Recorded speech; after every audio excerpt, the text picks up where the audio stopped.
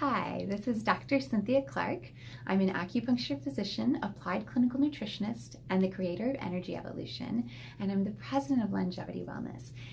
So now that you saw our first introductory video on what to do as we get started and we talked about water, the next thing that I want to talk about is, you probably know it's coming, sugar. So the thing about sugar is that it is a neurodegenerative, so it makes you dumber over time.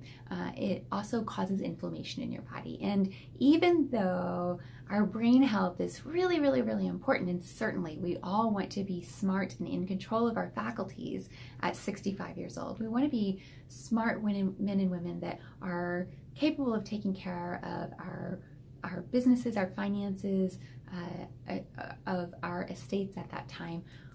We also usually have complaints way before that, and those complaints are aches and pains, or sometimes they show up in more subtle ways in the body, like difficulties with metabolism that are more of a domino effect. So let's talk about sugar, because most people know that sugar isn't all that good for them. But most people also don't know where sugar is. They don't know all the places that it shows up. I am a bit of an expert on this because several years ago I had a candida infection, which is, candida is a type of yeast fungus that grows in the body. It's supposed to be in the body in certain places, but this one had migrated to my knee, and my knee had blown up like this. And I had a triathlon that I was training for, and so that really put a crimp in my plans, and I wasn't okay with that. So when I found out, when I realized that it was a candida infection in my knee, I went on a really, really, really strict diet.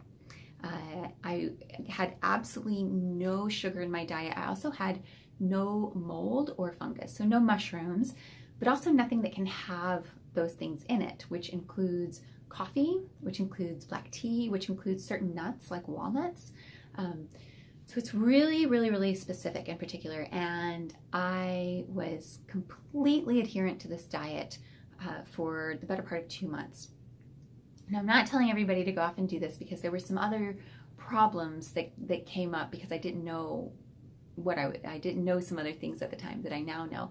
But here's the interesting side effect. When I took sugar out of my diet, I had to put something else in because I needed calories, and my body was healing from this infection in my knee, from having dislocated my knee. And what I did is I put healthy fats in, like coconut oil, which is an Alzheimer's preventative, and lots of really good healthy olive oil.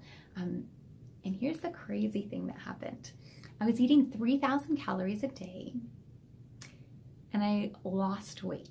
In fact, I lost not just, I don't tend to carry a lot of weight, but I had a little bit of fluff at the time. But I even lost, those stubborn few extra pounds that just kind of sit and hang around, and you're like, I'm never going to get rid of these. Those are gone too. So that was really, really great. And that all happened when I took sugar out of my diet. The other thing that happened was that I had more energy, and my brain worked better, and I could think more clearly. And I didn't even realize that sugar was causing issues in my body in that way, because I didn't have much of it. So here are the places that sugar is in your body, that sugar is in your diet, that you might not be aware of. So obviously, white refined sugar, we all know about. Sugar in the raw is also sugar. The other ones are fruit sugar, so it's in fruits, and it's in all fruits. There's only a few fruits that have very little sugar, and those are things like raspberries, blueberries have very little sugar, blackberries have very little sugar, and then most of the rest of them have quite a bit of sugar in them. So you just need to know that that's a treat that you're having and not a side dish.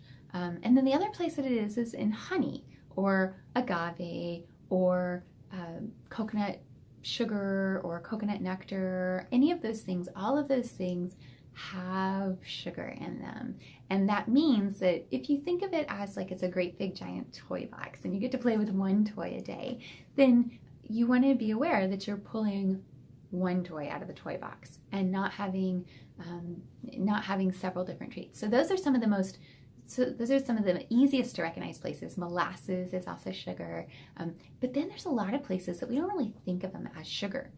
And those are breads, So any kind of bread, even if it says gluten-free, that still means that it's got a lot of other grains in that bread. And those other grains are going to turn into sugar in your body. The only exception to this is there's a particular type of bread that's made with a very, very high fat content and doesn't have a high sugar content. But grains in general, all of those. So now we're talking about not just the wheat, but rye, oats, rice, both white and brown rice. All of these turn into sugar in the body. And it doesn't matter if you're having this in the form of bread or pasta. All of these things contribute, and all of these things turn into sugar in the body.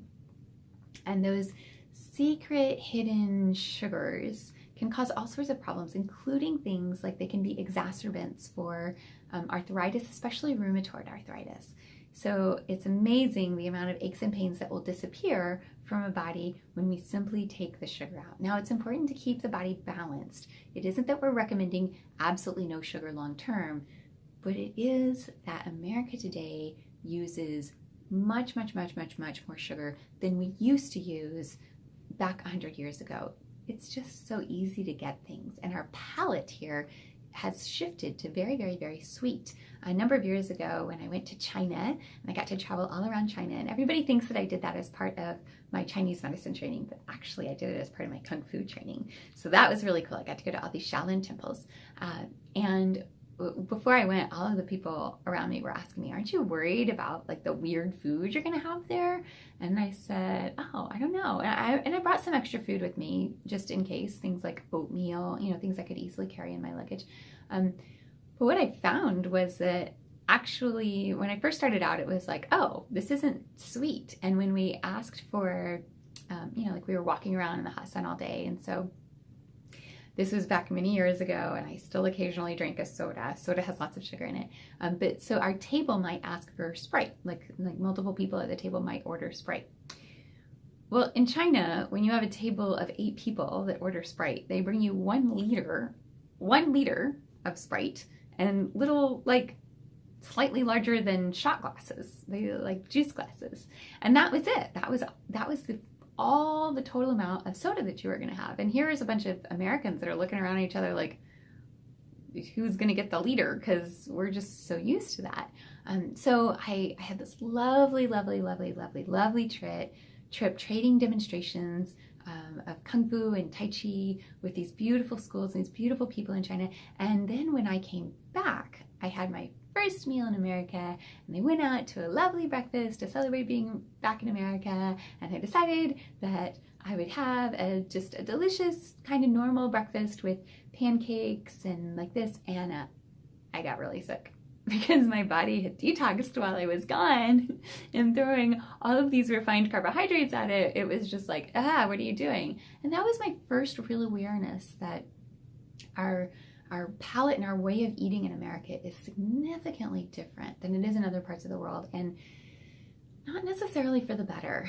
There are some advantages of the wealth that we have here that we take advantage of ourselves. And so I encourage you to be aware of the amount of sugar that you're eating, and really to keep track of it. So ideally, you're going to want to keep it under about 26 grams of sugar a day. And for some of you, you're going to start checking things out, and it's going to be like, whoa, that's hardly anything. But I assure you that your body will thank you. It doesn't need nearly as much sugar as we've been throwing at it over the years, and it gives the liver a break, and the liver has many different responsibilities. So when it gets a chance to catch up on its backlog of processing and not have to deal with all of the sugar that we throw at it on a regular basis, then it's really happy, and it gets time to do things like digest our fats and to create the hormones that help keep us trim and slim and smart, because those hormones are precursors for the neurotransmitters of our brain. So do yourself a favor and start observing. Keep a food log. start today and start observing how much sugar that you're having in your diet. So just keep a food log and circle at the end of a couple days and look to see, okay, how much sugar am I actually having, and what are some places that I might be able to cut it out? So if you had a dessert that you really just weren't even that into, then that would be a great place to start. The things that don't even really appeal to you, but you just ate just because, that's a great place to start, because that's your body saying, no, I don't really need that. If you do find that you're having significant sugar cravings, please let me know right away, because that can indicate other problems in the body. It can indicate a type of bacterial infection, it can indicate a type of fungal infection, or it can indicate some blood sugar regulation issues that we can help with and to make the experience much better for you. Dr. Cynthia Clark, take care of your sugars and your body will take care of you. Longevity wellness, that's good medicine.